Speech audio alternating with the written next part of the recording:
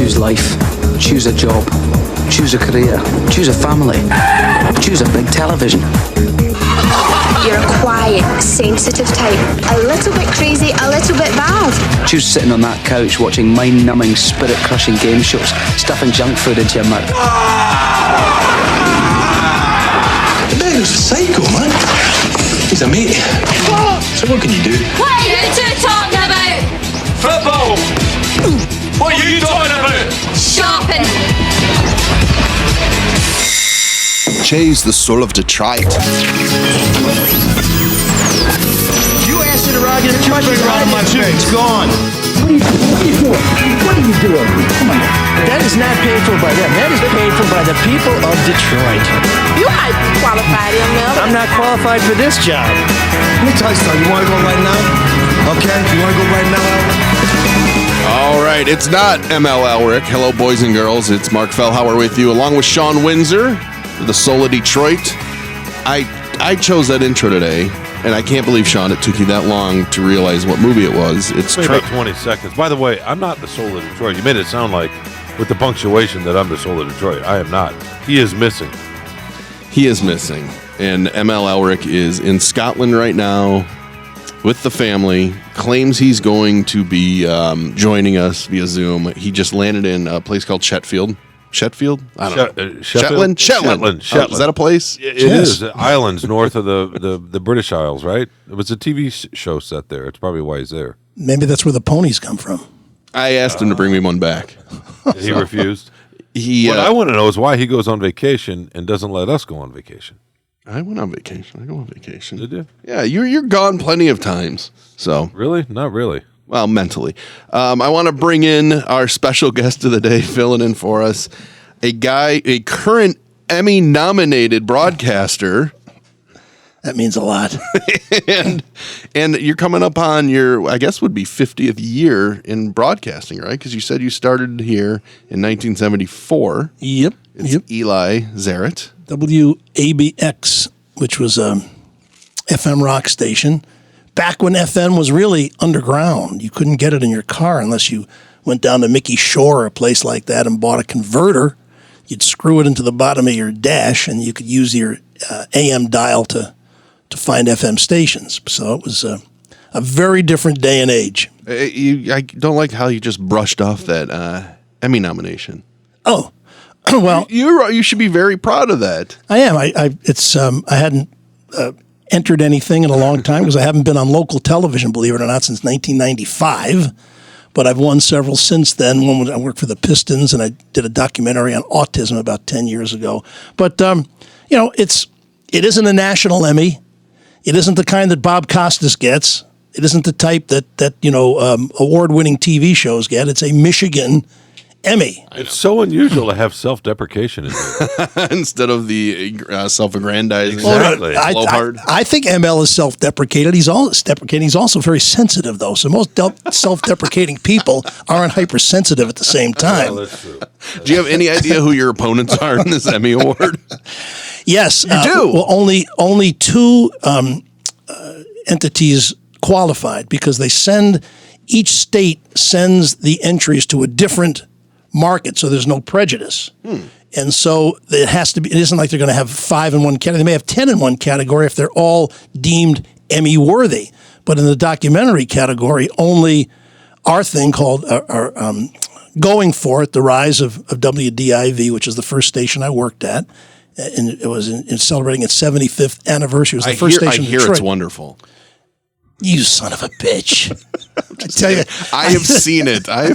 You got so upset because nobody had seen it for a while. But I think we're all I understand. Even Shawn's seen it. Yes. By the way, Eli still has the voice, right, Mark? Eli is still a fantastic broadcaster. The voice is... There was some trepidation today because he wanted to know exactly what we were going to talk about.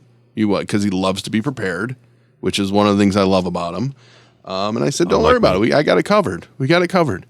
Preparation is the key. So anyway, the documentary is about the 75-year history of the station. And the only other thing we're up against that qualified was a PBS thing that Keith Famey and others did which is on Throw that Detroit, out. You won. which is on Detroit churches. Yeah. But it all depends. If they sent the the Emmy entries to a Bible Belt town, they might like the fact that it's guy about from Detroit Survivor? churches, and they don't care really about the history of television in Detroit. Are you worried that a guy from Survivor might have a higher Q rating than you? I'm really not worried about anything. You don't worry about much. I'm excited that I still fit into the tuxedo I bought back in the early 80s. Now, that's impressive. Well, I like you self-describe yourself, which that's redundant. You described yourself as a historian. So there are a couple things I want to ask you about regarding your career and 50 years, very impressive, and all the things you've seen, especially covering sports, which I love how, and Shawn, you're the same way. Athletes are no more special than the person that lives next door or you walk by down the street, other than their athletic ability. They're not these deities. They're not these gods. I think it goes a little bit deeper than that. I don't know whether you'd say that because, Thank you. Dennis Rodman is an idiot, but he's also a genius in one thing. Sure. And you only really have to do one thing very well Aren't most to make it in humans? life. But by the same token, it takes more than just the athletic ability. You have to understand what it's like to be on a team. You have to understand what it's like to work with other people, to have a boss, to listen, to be part of something. So, but yes, in terms of expecting moral behavior or that there are examples of other things that you value Role is a models. waste because you'll be disappointed every time. Or that they get to skip processes that the rest of us don't. That's just not true. In fact, my colleague Carlos Monarez and I were arguing about this a couple of weeks ago with Jamison Williams, the young receiver for the Detroit Lions, who was suspended for 6 games because he was caught gambling on a phone app, I assume, and somewhere on Lions property. And Carlos is trying to make the point that no, because you have that contract, because you have that money and that expectation, you should somehow be different. I'm like, no, if you're 22, your brain chemistry is wired a certain way, like most young people, and you have to live through lots of things to experience and how to navigate. Money is not going to change how your brain is wired. It's just not.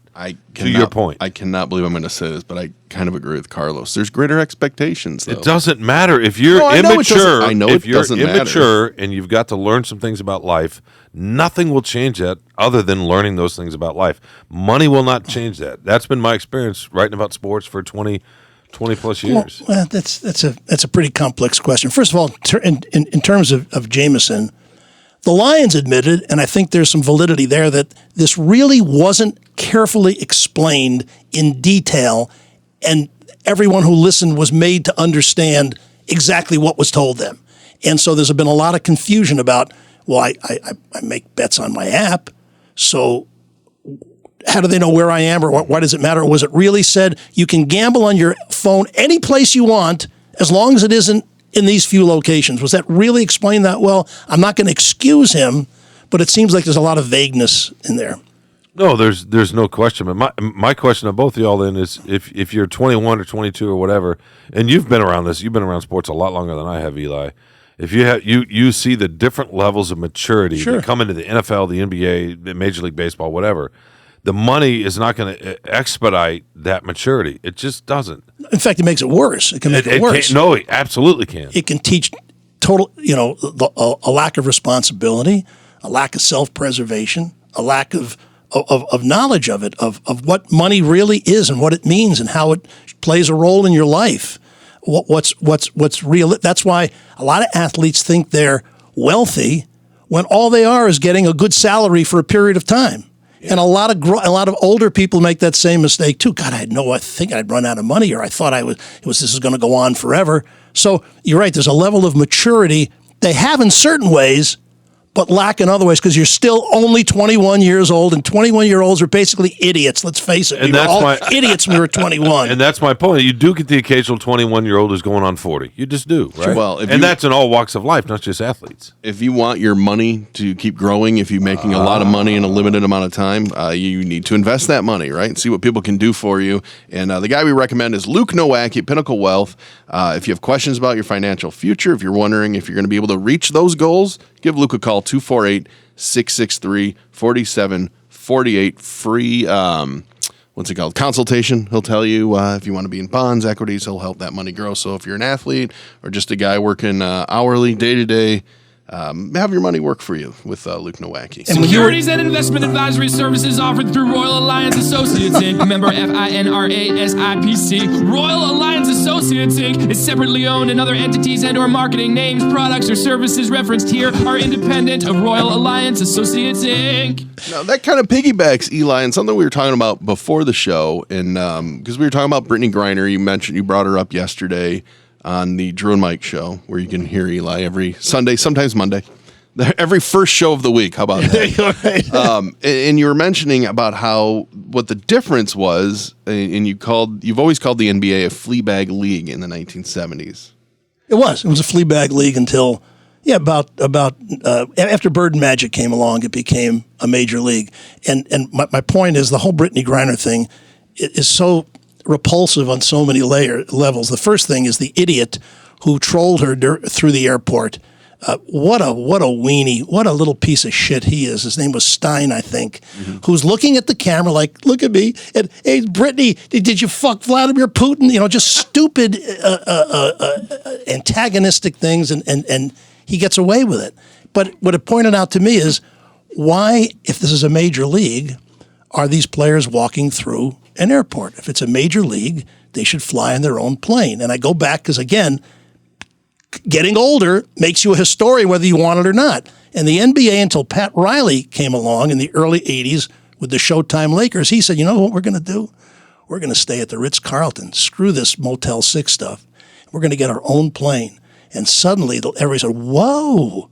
And the league was starting to grow. David Stern was starting to make the international deals. Michael Jordan was still a year or two away, but you had Bird and Magic. And by the way, Sue Bird, who Megan Rapinoe said could be the greatest athlete of all time, isn't even the best bird of all time. She's only the second best bird in any case. But the point being is that helped the image of the NBA. We're a big-time league, and we care about the health of our players.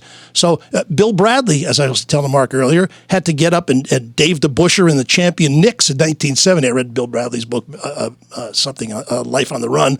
They had to get up at 5 o'clock in the morning to get to the airport to sit in the waiting room there and get on a plane and go to the next place. But back then, you didn't have social media trolling them throughout the airport.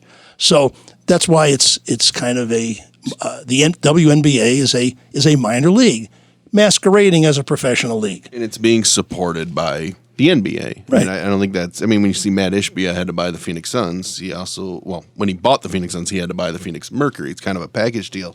I find it interesting that the WNBA's response to this is to change their charter flight rules because it costs more to charter flights, and because she's being harassed, they're like, yeah, I think you guys need to charter your flights now, where if they really cared about it, if it was a league making money, they would have done that all along. So my question is, at what point is this league going to fly on its own?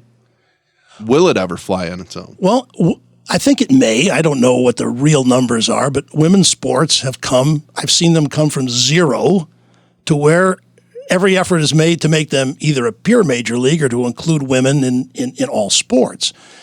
Title IX made that every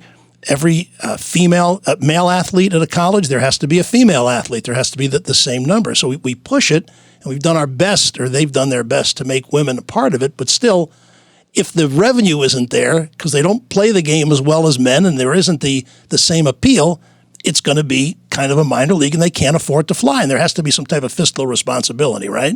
I mean, who's going to – are you going to suck it up and take losses so that you look like a major league? And most fans don't know how you get from one game to another anyway. But so is your opinion? That's why Brittany Griner was in Russia in the first place, because she can't make a full-time living over here in the WNBA. Oh, please. No, she wants to make more money. I don't like that whole argument of she has to go over in there and play. She wants to go over there and play to make more money, which is fine. I mean, it's okay. Well, but to Eli's point, a lot of them don't make very much money at all in the WNBA. And if you're the best in the world at what you do, you expect to get paid like the best do. Yeah, it's not like they're making $500,000 a year in the WNBA to sit. If you're an eighth person on the bench, sure, and you're going to look to add another couple of $1 million in Russia or wherever. That's not the case. I don't think they're making anywhere near that. Why does the NBA actively prop up and support the WNBA? Is this what people like to call virtue signaling? Is it to help their marketing? I mean, what is the real drive behind this, Shawn? It's a good question. I don't know if that's ever been answered. I feel like that if they are hoping it'll eventually pop. To Eli's point, it has changed a lot. I mean, I know this is different because it's college, but look at the Final Four last year. Right. The women's side was much more compelling. That's been the case. There have been a couple other sports. Tennis comes to mind. That's the big. There have been plenty of years where Serena Williams outdraws, at least for an American audience, and that's largely because the American men haven't been part of the tennis scene. Her pure dominance. I think people like to watch that. Right. Honestly, I think female tennis is more entertaining to watch than male tennis. Can be. Well, the way women are playing basketball right now, I mean, you watched Iowa, right? Yeah. Well, college women's hoops has a distinct advantage, and then it's the uniforms that they wear, right? I will put Michigan on because I went to Michigan. I mean, it's that cult aspect of it. I'm not going to put on the Detroit. What were they called? The Detroit Shock because I live in Detroit. It's a niche sport Very at much this so. point. It's not necessarily mainstream. It just would take maybe some more stars coming in. The gal from Iowa. Why can't I think of her name? Caitlin Clark. Caitlin Clark. Oh, yeah. If there's some more of that, Paige Buckers, who plays at Connecticut. I'm sorry, I don't mean to keep mentioning white gals, but it's okay, Shawn. But Angel Reese. Yeah, exactly. Yeah. But I mean, it's like any other sport. It's largely star driven, personality driven, and they may get to a point. And give fans credit for understanding the different talent level. Now, Brittany Griner may be the most talented female player in America, but she couldn't last 1 minute in an NBA game. She'd be destroyed. It's a whole different level. So I think that it has to do with the overall skill level and the and the artistry that they bring to the game. That's the key, the artistry. Eli, you mentioned Magic and Bird, and that really exploded the NBA. And I don't know if Angel Reese and Caitlin Clark are going to do that, but so much of this is star-driven in these sports. And another minor sport that is getting a lot of attention now is the MLS, Major League Soccer. And because the historian Eli is here today, I wanted to ask him the comparison of when Pele signed with the New York Cosmos, right? He played in Brazil professionally for a long time, won 3 World Cups. He's the same age that Lionel Messi is when Messi, who just turned down $1 billion from Saudi Arabia, turned down a lucrative contract from his club team that brought him up when he was, I think 12 years old in Barcelona, choosing to go to an MLS team, Inter Miami, because Adidas gave him extra money because he's an Adidas guy, because he gets a cut of all new subscriptions that Apple TV Plus gets for people that sign up. I don't know if it's just for MLS. Is he going to be transformative enough? I'll tell you why that's so interesting, because when Pele came along, I think it was the late 70s, and this North American, NASL, the North American Soccer League, and back then, I'll go back a little bit, I grew up on Long Island, and they played soccer in high school. They didn't play soccer in high school in Michigan back in the 60s and 70s unless it was a prep school. But so many kids were starting to play it that even Howard Cosell said, the famous Howard Cosell, who anybody under 50 unfortunately has never heard of, which is another reason why being around a long time is kind of a negative, because the stuff that was important to you doesn't mean shit anymore to people. He said that the soccer bowl is going to be bigger than the Super Bowl in a period of time. Over 40 years has gone by, and soccer is still struggling, although it's doing better, to get a foothold, no pun intended, in this country. And it's a mystery as to me, well, all the kids who play, and all the high schools, and all the colleges, and the exposure on ESPN, that soccer is still, will Lionel Messi make Lionel Messi, pardon me to pronounce his name right, make MLS a major league sport in America? I don't know. It's still a niche sport. And my only explanation for why soccer hasn't caught on is because we Americans are used to the hand-eye coordination of pitching a baseball 100 miles an hour to a 2-inch target on the low outside corner, to hitting a 100-mile-an-hour fastball, to throwing a 60-yard pass. We're used to hitting a three-pointer, and you don't use your hands in soccer.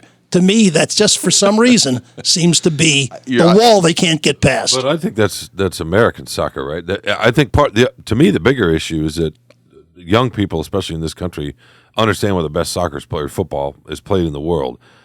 And I would bet. In fact, I remember writing a story about this a couple of years ago. The number of people in their 20s and teens that watch soccer versus baseball is much bigger. Yeah. It's just that they're watching the Premier League. I think because baseball is tanking. You're right. We're talking about star power and lack of stars, right? Baseball has zero of it. It's fading from our culture a little bit, except for as an in-game experience. I think for the MLS, it has two advantages that the Cosmos didn't have. And correct me if I'm wrong. I saw Pele, by the way, in the 70s. Did you? Really?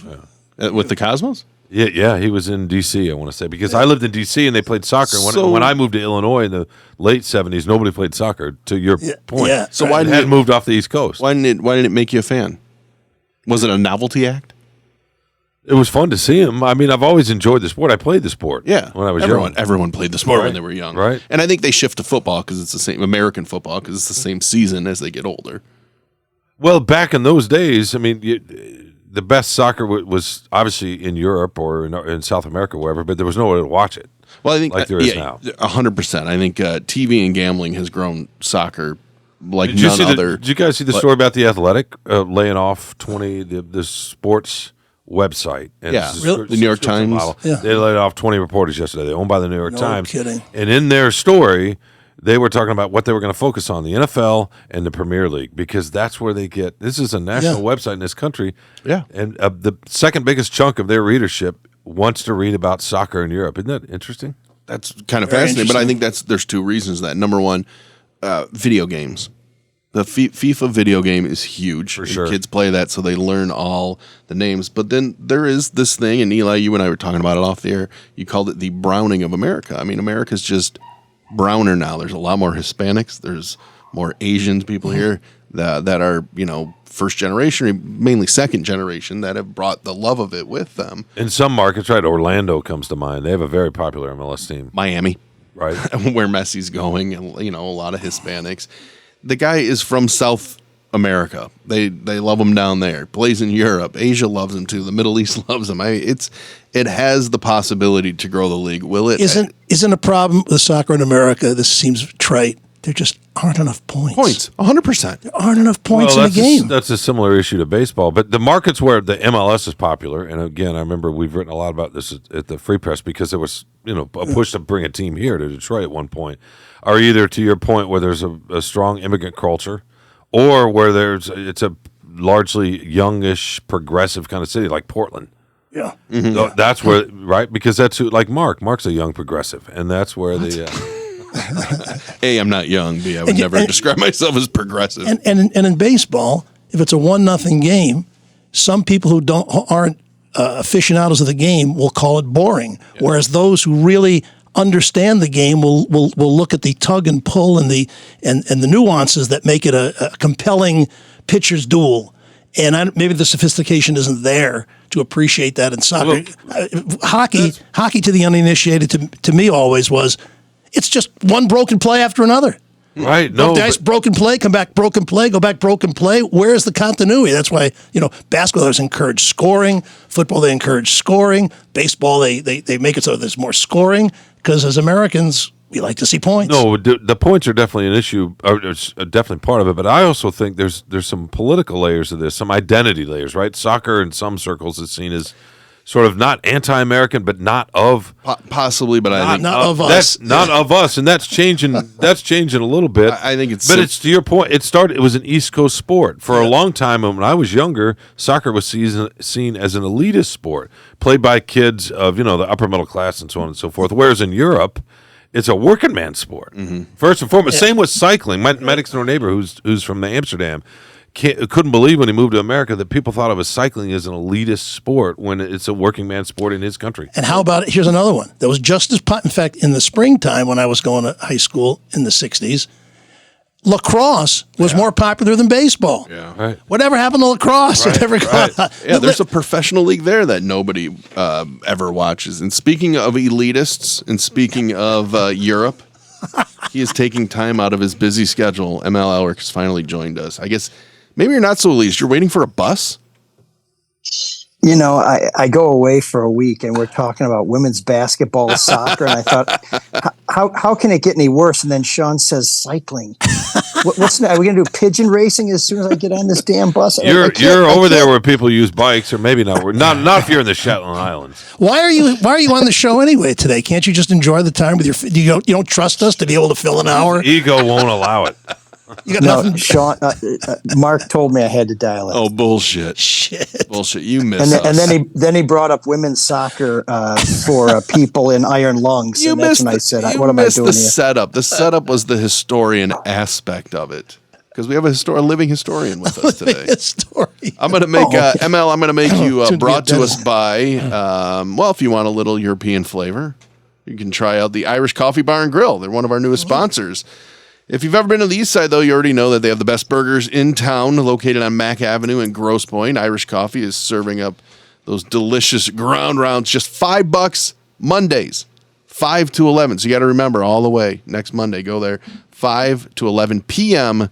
to get a burger for $5 at Irish Coffee Bar and Grill. Check out the fantastic sloppy joes they have today, Tuesday, and tomorrow, Wednesday. Whenever you go, you're going to find great food, great vibes. It's a classic Irish pub, and it's run by a Kennedy. Nothing more Irish than that.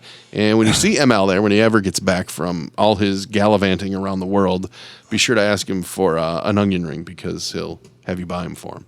What's your tea time? Do you have a tea time at St. Andrews today? No, but I'm hoping to see some puffins and some Shetland ponies and whatever other exotic things they have on tap here. But you're talking about Pele.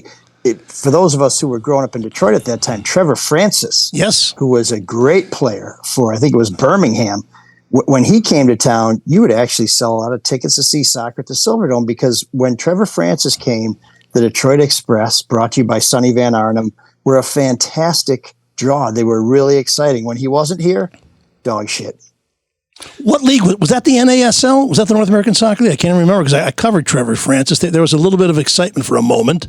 That was all around the time when the Silverdome also had the Panthers and they had the Express, and they played a playoff game at the Silverdome with Trevor Francis, and they lost, I think, on a kick in overtime or something. And I'll never forget how the players just laid out on the field, stunned, and what a dramatic moment it was. But it didn't last after that, for whatever reason. I think it was an offensive explosion. Somebody lost 2-1 or something. The goaltenders had to be given fluids so they didn't cramp up and dehydrate from all the action. Well, Mike's a soccer guy. Mike's a soccer investor. DCFC, I bet there are days when they outdraw the Tigers. That's not a joke. I've been to those games. Very exciting. Yeah. What do they have? 7,000 people there? Yeah, 7,500, I think. Right? I bet there are days. I bet Comerica occasionally does not get 7,500 people.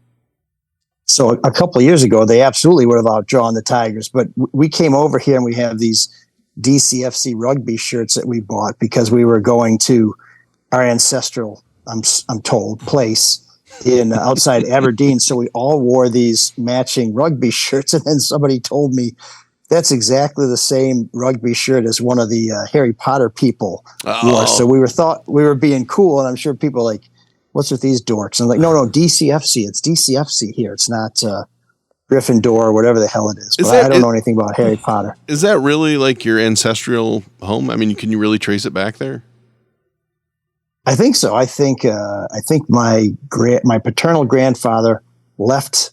But I know he left Scotland in the 1920s, sometime around then. There's a lot of Elricks by Aberdeen. There's actually a little like neighborhood called Elrick, and there's a place called House of Elrick that makes gin in this fantastic old manor. See, Shawn, even when he leaves, he's got to dig in deeper and make it all about him and his history and where he's from. Wait, are you actually in the Shetland Islands? I was answering a question. Are you? Maybe something was lost in translation. No, I set you up for it. Let's humanize him a little bit, because you're a tourist looking at TV sites or filming locations for the Shetland. Hell yeah, TV series, right? That's fun. What's the Shetland TV series? He's one of so Eli, you don't know this, but Eli. these two guys watch shows that nobody else watches that are made in Britain. Shetland was actually a pretty big hit. So what do you mean nobody else watches? Nobody here. It's like soccer. Nobody here's watching. Where does it play here? Where can you see it? Get it on. Where do you watch it, Mike? On BritBox? Exactly. Yeah, I think you might be able to watch it on public TV or something. It's it's hard to find, but it's good stuff. But no, that's why you're there, right? You're checking out filming locations? Under the guise of Well, a family I'm here trip? because we got married here 25 years ago. Oh, I thought you were in the and, Shetland Islands. Well, we are. When you go to Scotland for a couple of weeks, you got to hit a few places. Okay. I've gone through all the taps on the Royal Mile, so now I'm hitting what they got in the other towns. But you didn't get married in the islands. You got married in the mainland. No. If I gotten married on the islands, I might have thrown myself over the side of a ferry, and I wouldn't have made it to 25 years. I assume she's in the room, and you said that for her benefit. She's on the other side of the airport, so I'm safe for now.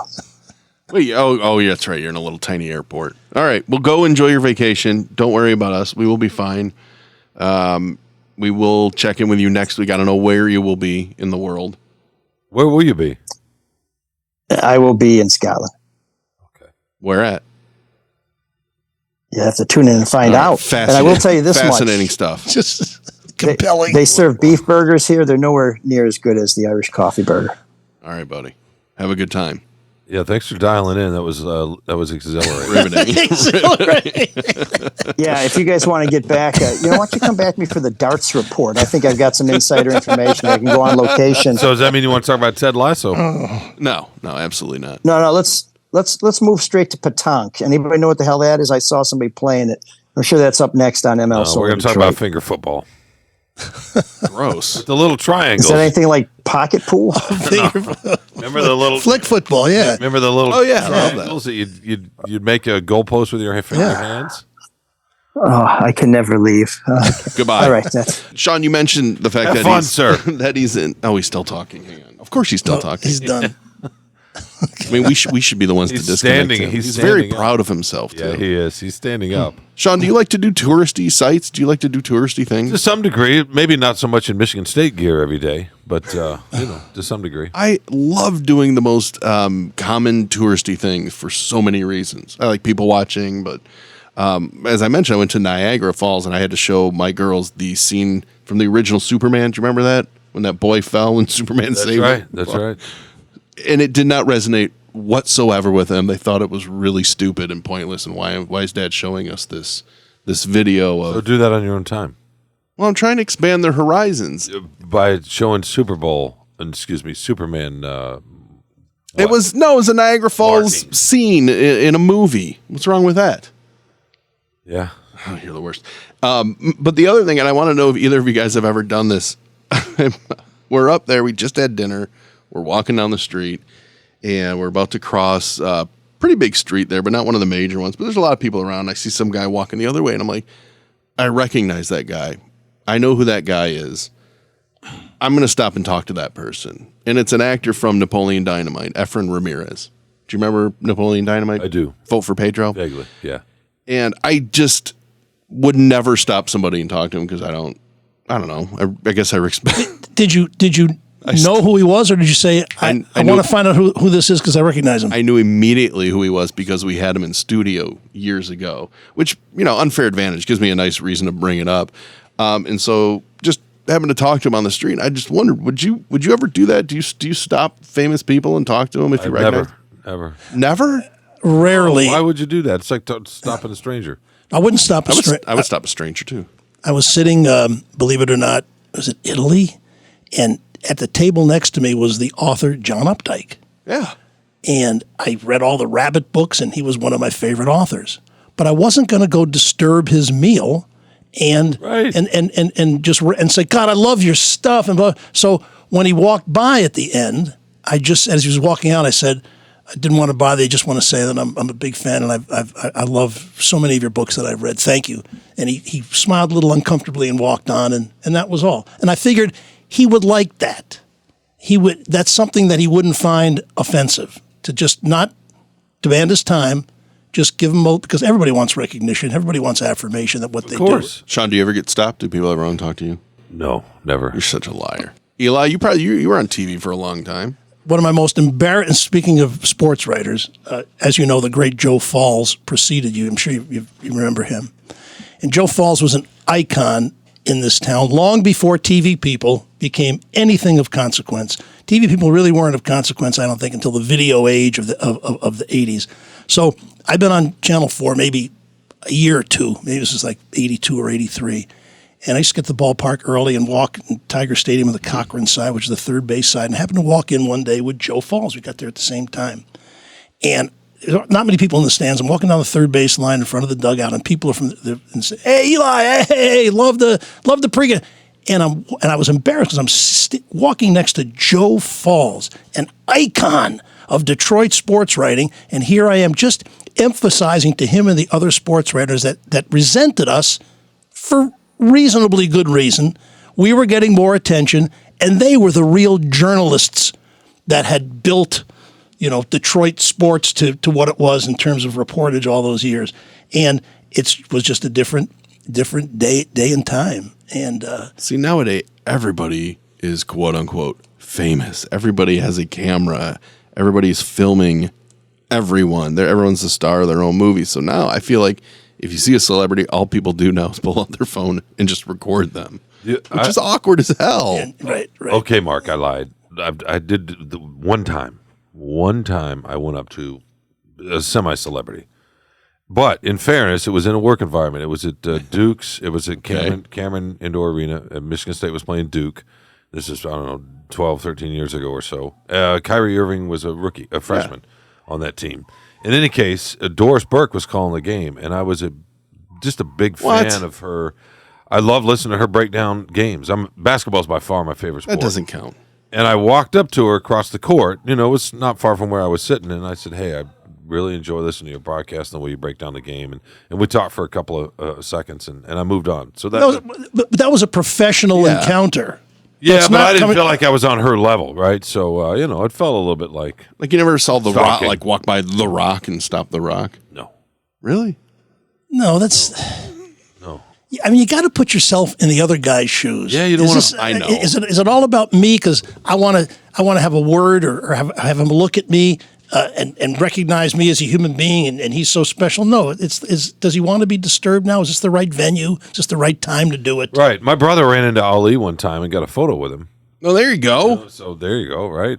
Well, one of my I've told you that story about my dad who goes to all the All-Star games and gets media passes. Did I ever told you that story, who he ran into? No. So he's at the All-Star game in Boston years ago and sat and had this 10-minute conversation with somebody. And about 3 weeks later, he's watching TV with my mom, and he's like, "Hey, who's that guy?" My mom looks at him like, "That guy? You don't know who that is?" He goes, "Nope, who is he?" She's like, "That's Matt Damon." Oh. And he goes, I don't know who, because he does not know who anybody is. He had a 10-minute conversation with Matt Damon without knowing who he was. And I, to this day, I think Matt Damon kind of appreciated that because all they did was talk about baseball with this crazy old man who has no idea. Oh, I'm sure he loved it. And Eli's right. I was in a Mexican place called Joe T. Garcia's out in Fort Worth one year. I don't know, 20 years ago, and Peter Weller was having lunch at the table over. And when I was young, RoboCop was one of my favorite movies, set in Detroit, by the way. But I wasn't about to go over there and mess with him. I wanted him to enjoy his enchiladas in peace. Well, if they're eating, it's different, but yeah. If you look at it from the quote-unquote celebrity standpoint, what's interesting is that a lot of times when they're in the prime of their career and they can get no privacy and they just want to be left alone, later on, when the game is over and there's the other guys that are getting the attention, and Aaron also ran, a lot of guys that never wanted to talk to the media, never wanted to sign autographs, suddenly become very open because we want to be remembered. We want to be significant. Everybody wants to be significant in life in some way. And when you lose that, then you welcome some recognition that you were once somebody. Well, I'd like to recognize a supporter of the show, and that's David Hall and Hall Financial. Segues are amazing, by the way. I'm trying. You couldn't have done that when you were 21 years old like Jameson. No, you could not have. But now that you're an experienced veteran, thankfully, I have the support staff like Jameson Williams has, right? Well, you didn't have parents? What? No, I meant here. I'm talking about you and Eli and Drew and ML to a smaller point. But Hall Financial, they want to help you out. You can get equity out of your house. It's a good time to actually pull equity out, pay off some of those high interest debts that you have, or maybe upgrade your house. Of course, if you're buying a home, you got to make sure to call Hall first. Get your 5-star certified pre-approval. You got to have pre-approval. It's Hall Financial's pre-approval. They work with a lot of realtors, so they know that you are good to work with when you have that Hall Financial stamp. And right now, they're actually having a contest. If you go to callhallfirst.com/Drew, you can start your 5-minute mortgage review, and you'll be entered to win Champions Club tickets. Drew's very own Champions Club tickets. It's a pretty good deal. It is a good deal. Great So deal. check it out, callhallfirst.com, or call them 866-CALL-HALL. Oh man, the geeks have inherited the earth. Did I do that? What a dork. Does him wanting to play with us again mean that he's turning into a geek, or we're turning into cool guys? Did you like how I stalled so I can make sure I had the right I thought that was beautiful, but you What? Did I passed mess it right up? by the main thing we were going to talk about today. I can't believe it. And we're What? already Geek of the Week. What? We wanted to get Eli's perspective. I was talking to Mike O'Hara, the great Mike O'Hara. Yes. Right? Longtime writers. And I asked him, I said, when was the last time you felt this kind of buzz and hype about this Lions team? And he said, to him, you could maybe argue the early 90s, but he went all the way back to the 80s with Billy Sims when they won 5 in a row. And there was that kind of, he said that team was even different than the 90s team, because the 90s team kind of came out of nowhere. But I was curious what you thought. Well, let's go back. It's crazy. Let's go back. The 1980 team, after coming off a 2-14 season, I believe, in 1979, a miserable season with Gary Danielson, Eric Hipple, and Jeff Comlow was the quarterback because they all got hurt.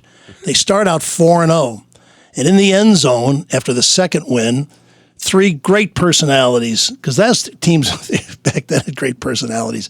The late James Hunter, Spider-Man Allen, Love it. and David Hill, did this dance in the end zone to Another One Bites the Dust. Remember that? And so it became, then they recorded a song, Jimmy Allen recorded a song, and the Lions were hot. They were 4-0. And then they started to get cocky, and Monty Clark said, please, just chill. And eventually they wound up 8-8 and never went to the playoffs. But there was excitement over that, but that didn't last. The 90s team with Wayne Fonts, I think much more so, because they actually won a playoff game. They hadn't won one since 1957. So that had been, 30-some years. Haven't won one since. They haven't won one since. They had Barry Sanders. They had a really incredibly popular team with some great personalities. They just didn't have a quarterback. And so I think it has been since then. Maybe there's a little excitement, with Stafford made the playoffs, you go out to Allen Park right now, there are national media coming on. It's a mini camp, right? I mean, it's really, really something. And I think it's because also the other pro teams have really struggled. I mean, we've been in a desert in terms of playoffs and wins in this city. They've gotten it nationally. And it's not just local, but nationally, because the NFL, now that they're putting the Lions on all types of primetime games, is because opening up the season against Kansas City. Suddenly we got another team that we can promote to make this a national league. That's the beauty of the NFL. What they have done, that Pete Rozelle did, is they made it a national game. You can watch the Chiefs and the Lions and be in Florida and like the game because you're familiar with these teams. They've been presented to us, whereas baseball's never been able to do it. That's why I agree with you about baseball. Baseball has a chance now, because when this whole Bally thing falls apart, they will stream, the entire MLB will stream all the games. You can watch more out-of-town teams. Right now you can't. If I want to see the Giants play or the Dodgers play, I can't. There's no venue for it. There's no national program. There's no, unless I buy the Major League That's package. going to mean less money, though. That's going to mean smaller player contracts going forward. So does that mean less stars? No, but it means wider popularity. But the Lions getting on a Thursday night game, right? Obviously, the NFL is the most popular, biggest sport in the country. But them getting on that game is because of what they did last year, and because of the personality of Dan Campbell, who agree, I know.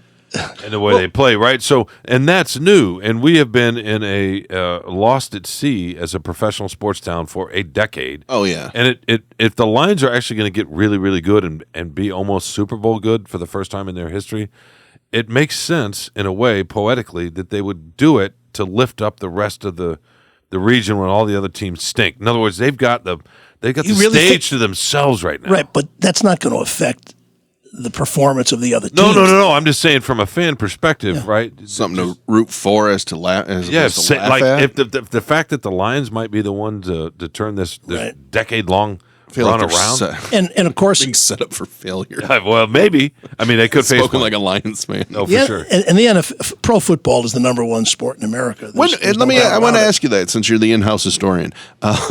When did that happen? When did football blow by baseball as becoming our pastime, why? It began. Well, the game that brought the NFL to awareness was the overtime game in 1958, Sure. the sudden death of the Colts and the Giants. Then in 1970, they created Monday Night Football, which had a huge effect. Howard Cosell and Frank Gifford, Dandy Don Meredith. So that gave the league more exposure. But And then baseball still had its game of the week. But the merger, it's really started in 1960 when the AFL came in, packed with big money. Lamar Hunt and these other owners had staying power. And again, which is what happened in LIV and the PGA this summer, you can't be a major league and not have all the best players. And so the NFL had no choice. If this league was going to stick around, we can't have them competing for our players. We can't have Joe Namath in the other league. We have to merge so that we're all one entity. They were forced into it the way the NBA was and the way the NHL was. I would say the 80s, right? Yeah. Because when I was a kid in the 70s, more kids in school still talked about baseball, had baseball Right. cards. Yep. Well, it was just a bigger topic of conversation. I remember the 80s is probably when it started to change. I'm working on a theory here because growing up too, it was always baseball and football, 1 and 2, and football at some point passed it. And I think it's because their willingness to change the rules, going back to the whole idea that we like points, we like scoring here in the NFL's like, yeah, let's make it way easier to pass the ball. Let's open this sport up. Whereas baseball has been very, very slow to change anything. And the NBA kind of did that too, where they made it a little quicker to change to make the game. Do you think there's any validity to that? That baseball was so slow to change until the last 2 years or so? I think the violence in football had a lot to do with it. It's just such a visceral contact, but that's dangerous sport. Well, it was. What do you mean that's gone? What do you mean? Go stand next so to us. minimalized now. Please, not at God. all. Are you kidding? The hit. They used to just show the hits all the time. The speed that they run into each other is just ungodly. There's some skills that the average fan can never truly appreciate because they can't get close enough to the action, which is what you're saying. If you were to stand on the sidelines of an NFL game, even a Big Ten game, and listen and watch the collisions.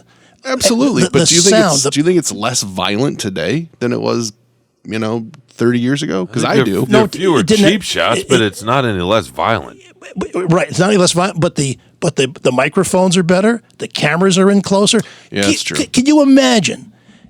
You couldn't imagine in 1965 having a drone be above the huddle and listen to the quarterback tell the players what they're going to do. You couldn't be right in the guy's face, the eyeballs. It was a distant type of sports. Baseball was one camera behind home plate. Yeah. So the sound and intimacy. You're talking about the quarterback, right? And the way he's hit, for example, or some of the collisions or the blindside hits. Well, yeah. Kind of some of that's gone. But play to play, the way that the linemen go at you. You got linebackers now that are 235 pounds that run 4.40s straight into a running back who's about the same size, running the same speed. I mean, it's just. I was asked Gary Danielson, who played 14 years in the league, to describe it. He said, "We're driving the car. He said, you see that tree over there? Imagine running to that tree full speed. It's nuts. That's what happens. It's incredible. And it just gets, as the athletes get bigger and faster, those collisions just get nastier and harder. And there's also the artistry. There's the wide receiver diving and making incredible catches, the cuts of a running back. And yet there's times on like maybe a muddy day when they're on the 1 yard line and you see these 22 bodies just smash into each other and go, what an ugly pile of crap that is, just, groping and grabbing and piling up like a bunch of kids on a playground. But it's a fascinating game. So much for my theory. Can we move on, Shawn? The cheap shots are you're talking about. They're have been legislated out of the game to a large degree. Oh yeah. It's probably a good thing. I mean, we did just see a guy die last year on the field, right? Which is kind of weird. Right. Before we move on, I just want to bring up before we get off this. So last night I'm watching the Denver Nuggets win the NBA championship, and I'm looking at the coach Michael Malone of Denver. And I say, he's Brendan Malone's kid. And so I go back and remember. Tell the listeners who he is. Former Pistons assistant. Bad boy I assistant. was going to say, yeah. Brendan Malone, here's a guy he started by coaching high school basketball in New York, worked his way up through all the ranks, the college assistant, this and that. Then he became Chuck Daly's assistant for 7 or 8 years, I think from 88 to, or the Pistons 88 to 95. And then you look at his son, the way he's worked his way up, and just the history of a family that's the only father-son combination to ever coach in the NBA. So when you have a sense of history, you just see how these things fit together, and it's impressive, and how you just don't wind up at the top by accident.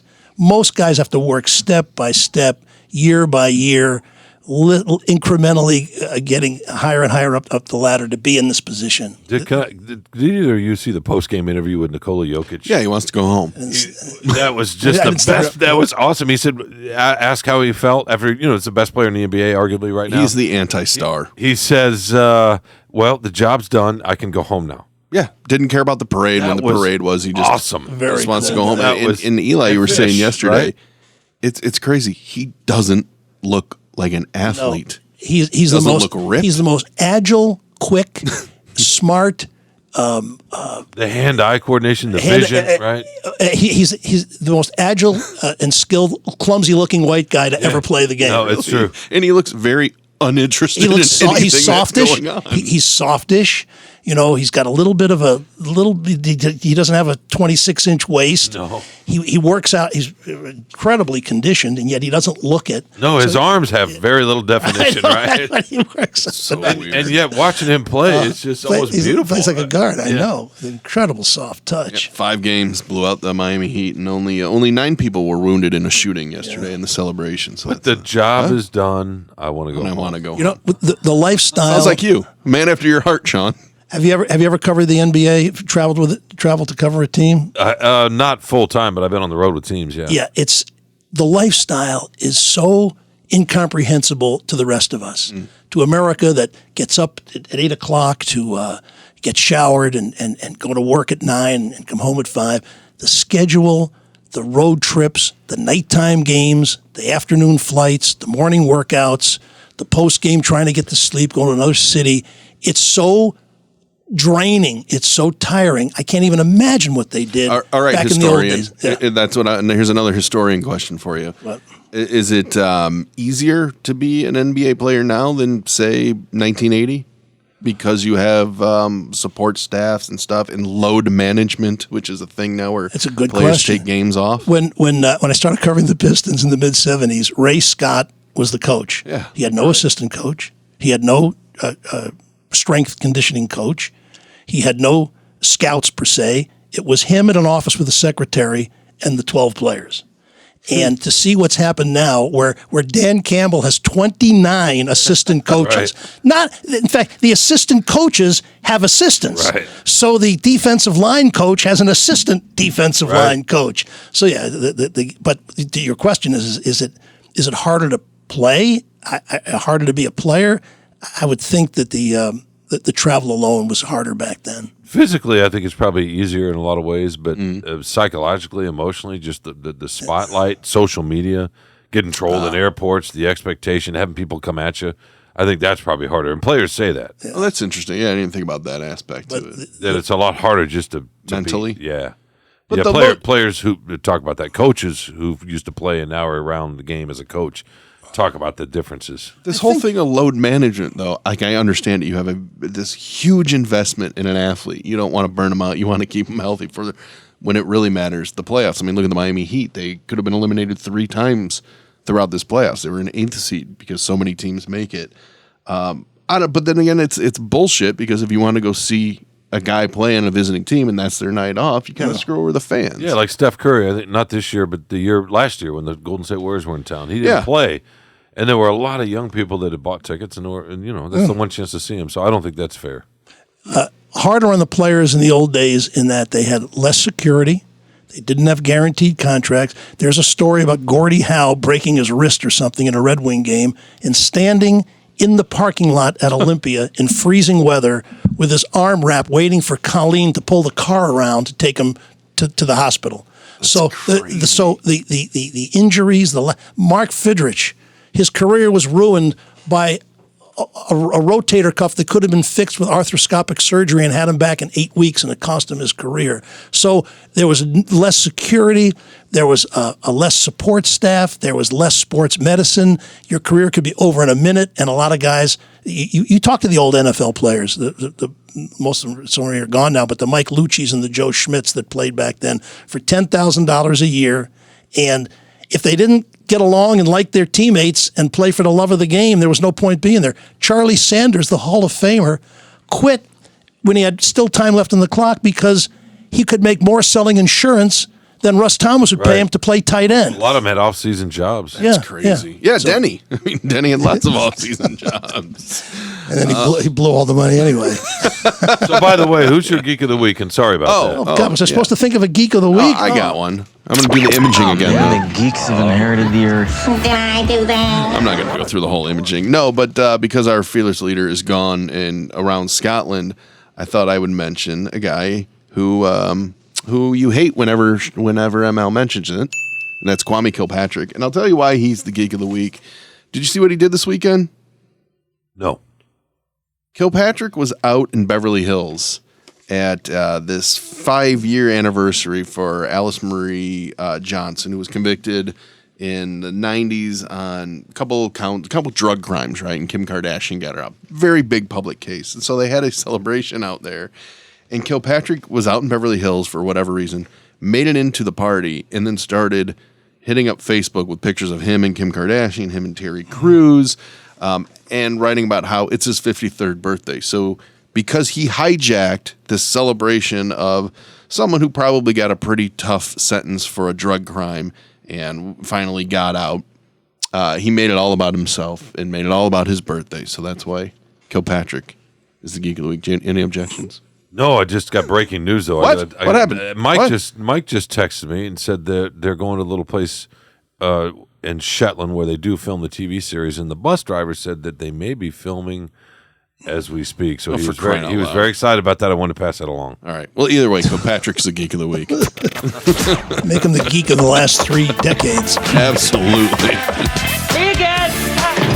There's an all-night party in room 7609.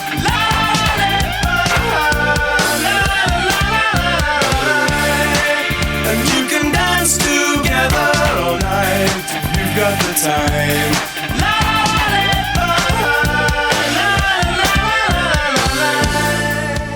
Did you bring a song today, Shawn? No, because I thought you did. I gave you 3 last week. It's always the toughest part because I'm not a new wave expert. Aficionado. Not much of a fan of new wave, but this is our new wave section because it's near and dear to ML's heart. So I was trying to do it thematically, looking at new wave bands from Scotland. Not that many, but Simple Minds is, which I think most people would remember. The Breakfast Club, Don't Forget About Me. But I forgot they had another massive hit. This one went all the way to number 3. I love this song. Do you? Okay, good. Because I like it too. But when you think of Simple Minds, I don't think you always think about Alive and Kicking.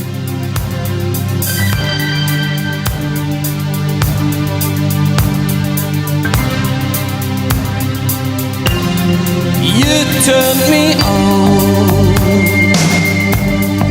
You lit me up like the sweetest cup I share with you. You lit me up. Don't you ever stop. I'm here with you. Now it's all or nothing, 'cause you said you follow through. You follow me, and I follow you. What you gonna do when it all backs up? What you gonna do when the love burns down? What you gonna do when the flames go up? Who's gonna come and turn the tide?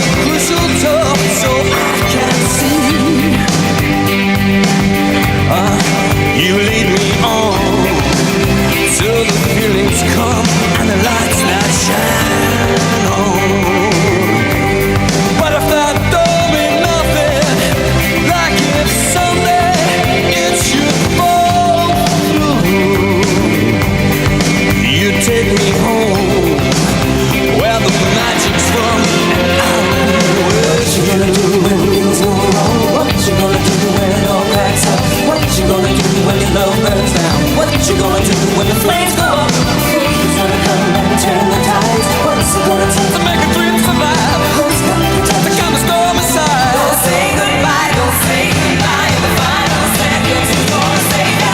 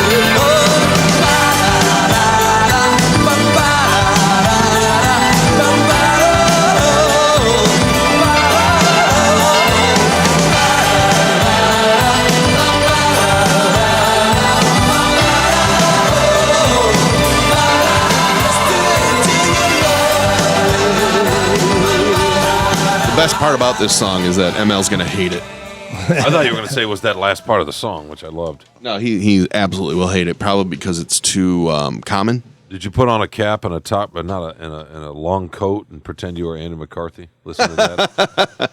No, but that's a nice little reference there. So Simple Minds, live and kicking in room 7609. ML is got such a hold on the feedback. I have no feedback today, but don't forget to rate and review this show. Give it 5 stars, and then rip Shawn to shreds in the comments or me or whomever else. No, please do. But 5 stars and then shit all over us. That's really the best way to do it. And the donate button if you want to help support this show on mlsolodetroit.com right at the top. And I finally got around to putting the Venmo up there. No idea if it works. So if anybody wants to try out donating via Venmo, you'll be our hero. And then give us some feedback and tell us we're shit. Exactly. Tell us for shit all over the place. I don't care. Great. What do you have coming up on the Carlos and Shawn podcast? Lions talk. God, that just moves the dial then, right? That's all it is. I can go right about Sam Laporta, the rookie tight end from Iowa. You did. And people go crazy. Or Jahmyr Gibbs. I've been waiting for years to have a team with this kind of interest, a pro team, where you can just write little sort of turn of the screw pieces and people eat it up. It's been a while since we've been able to do that.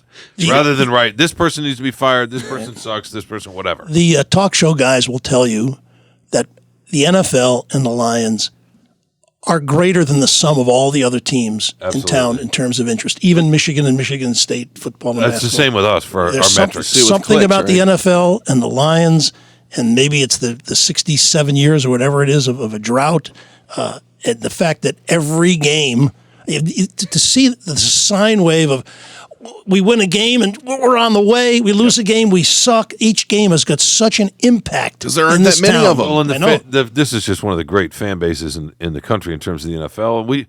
These people sell out Ford Field when they're winning 3 games a year. It's into December sometimes. It's crazy. I know, Eli, you love it how sports fans can be very fickle or make grand judgments based on small things. Right, exactly. I'm going to make one right now, and you can tell me why I'm wrong. But, I was not really sold on Jahmyr Gibbs. I mean, great. Might have been the best running back in college last year. But a video popped up on Twitter yesterday that has me all in, and it's just him and Mohamed Ibrahim from Minnesota doing a drill around the pads, shuffle around. Did you see that? And Gibbs just dominated him. And this is one of the best running backs in the Big Ten over the last 4 years. And it was like, wow, this guy, not only does he have speed, but he can move. So I'm all in. until he probably fucked them. Well, I think we touched on this earlier. Fans don't understand. We were talking about the speed of the game. If you were to go on YouTube and Google Rasheed Wallace trick shots, oh wow, then you'll see just an example when you're up close. When you're at an NBA practice, a shoot around, and you see a guard hit 23 straight 3-point shots, and you get out there and can't even reach the basket. Yep. You get down on a baseball field and listen to two guys have a catch, and the ball goes. The way every player on a baseball team throws the ball so hard is one of the most underrated or unknown skills. One of my favorite parts of spring training is just being right next to them when they just play catch. Oh my God, we were once at Comerica. I can't remember what the event was, and I want to say it was Petrie or somebody was just like throwing batting practice to us. And I got to tell you, the guy can make the ball, and this was just 10 years ago. That ball moves and you cannot hit it. And he's only throwing at like 50 miles an hour, but just the control and it's the athleticism is why we like sports. Everybody in the baseball team can throw at 90 miles an hour. I know. It's just they can't all be pitchers. So the skill level. Well, thank you for coming in today. Yeah, thanks, Eli. And I hope I was prepared enough for you. If anybody out there hasn't seen it, I would invite you. The name of the show that I'm up for the Emmy for was, I think, some of the best work I've ever done. I hadn't been to TV in a long time. I hear it's great. It's called Going For It, The Rise of WDIV. You can see it click on Detroit. You can see it on YouTube. You can see it anywhere. And if you forget the name, just Google Eli Zaret documentary and it comes up. There you go. It is really good. We'll see. It's a nice little historical look at. But this today does rank as one of my great career highlights to be here with you guys on the show and to be one of the lowest. To be tabbed by ML Elrick as worthy of filling in for him. Wait, it's truly an honor. Did you say does or doesn't? I thought you said doesn't. I said he said doesn't. Okay, good. And it shouldn't. No, it shouldn't. Yeah, I thought that's like Trump and Putin. I heard right. Why would he or why wouldn't he? Yeah, all right. Cool. Thanks everybody for tuning in. And now it's Shawn's favorite part of the show. Cyrus, take us out. Can you dig that? Can you dig it? Can you dig it?